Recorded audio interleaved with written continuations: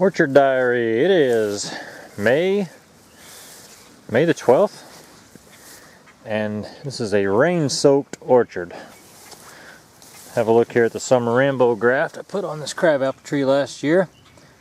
That'll be a subject of another video. I've got two grafts I'm going to leave grow there, kind of twining around, but the tree's going great. Just grafted actually late last spring, actually early summer.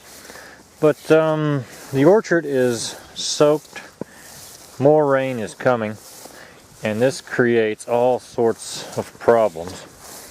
My first problem is a little bit of fire blight showing up, and I pretty much nailed it down to late blossoms were struck with fire blight, and I'll show you right here what is termed blossom blight, where it gets into those late blossoms, completely collapses them, and it's best to get it off the tree while you can. Why the late ones and not the early ones? Because the fire blight bacteria has had much more time to incubate, and we had some warm days. I had some rainfall, blossoms opened, late blossoms opened, and that was a recipe for disaster. Here there was still enough inoculum in the orchard that it hit pretty hard on the blossoms. We'll see if that goes into shoot blight. Strike number 2 for me. These are Honeycrisp here on the tall spindle. Strike 2, actually 2 good looking apples right there. Curculio damage. Mr. Curculio has been in the orchard and I can't get him out because I can't spray. I've sprayed,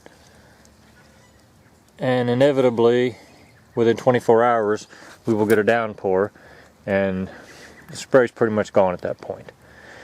So I have no control right now on plum curculio. He's out. I've actually smashed several of them out here on the trees, if I'm lucky enough to find them, but you'll never get them all trying that method. And I'm going to hazard a guess that right now 50% of my apple set has curculio damage, and that number is probably going up every single day. Here's what looks to me that is shoot blight right there. This is a Newtown pippin. It's Newtown pippin, and that is coming right off from this blossom right here. So it's got to come out. There's nothing else to do with that. You leave it on, it'll go into the main stem if it hasn't already. You see this apple here, it's got some real problems. And I'll just snip it off at another time. But that's what's getting me right now. Those late blossoms that opened up were prone to fire blight, and it got them. So my control was not complete. I still have good apples. The rain, yeah, it's either too dry or too wet. There's hardly ever any in between. I'm glad I'm not making a living growing apples. We'll get fruit, some of it will be damaged. That'll be okay. Had a lot of fruit that just didn't set, but it seemed that most all of the early blossoms set fruit. It looks like fire blight starting there. I've seen enough of it. You can see the shepherd's hook starting. Came from this blossom right here. Enough of the early blossoms set to give a decent crop. What I can keep away from plum curculio. So they're calling for rain off and on the next 3 days. Certainly can't do any spraying right now with more rain coming tonight, all day tomorrow. That apple there probably would be no good should I let it go. The apples will grow with curculio damage.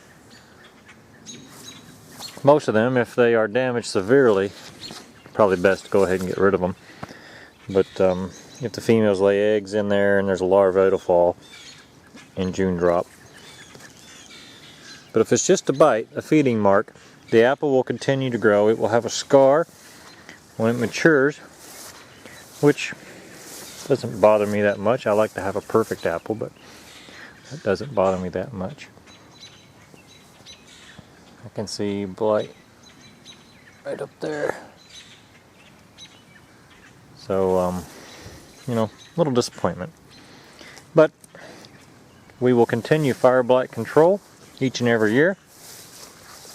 Hopefully it will get better. Hoping that the rest of this month's a little better than the early part of May.